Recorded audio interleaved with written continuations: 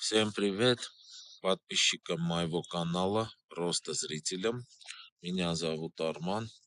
У меня BMW 5 серии в кузове Е60 2004 года выпуска.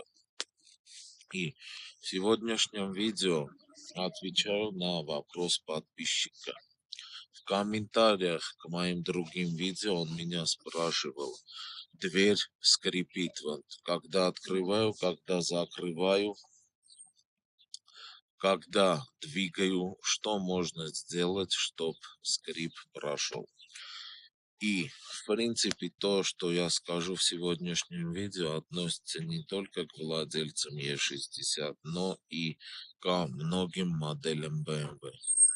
Смотрите, если когда идет скрип, многие вот пробуют сделать смазку, капают вот сюда масло, чтоб масло потом при закрытии пошло внутрь и скрипа больше не было. Попробуют с помощью разных смазок решить данную проблему.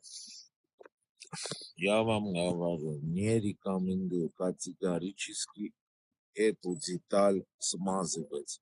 После смазки что будет? Звук, скрип просто усилится. Это вам ничего не даст. Мы пробовали разные методы на разных э, моделях BMW. Данная проблема решается только заменой вот этого ограничителя двери. Для чего он? Он держит дверь в открытом состоянии. Например, мы открыли дверь, он держит, пока мы выходим из автомобиля, потом толкаем дверь, уже после усилия дверь закрывается. Если этого ограничителя не будет, дверь просто постоянно будет идти на нас и сама по себе закрываться без усилий.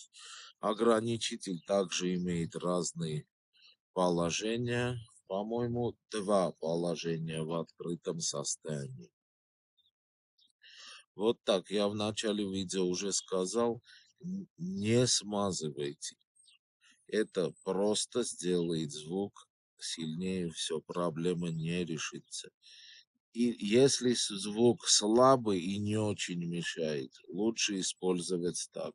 Если сильный и мешает очень, уже нужно достать вот такую деталь, разобрать дверь и поменять данную деталь.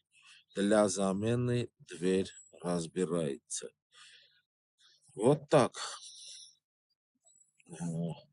Если, в принципе, сможете достать бэушный, но в хорошем состоянии этот ограничитель, можно брать бэушный и заводской, главное. Но можно и поставить новый. Главное, не смазывайте. Все станет хуже.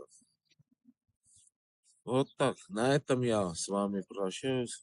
С вами был Арман, канал Автовево. Всем пока. До новых встреч.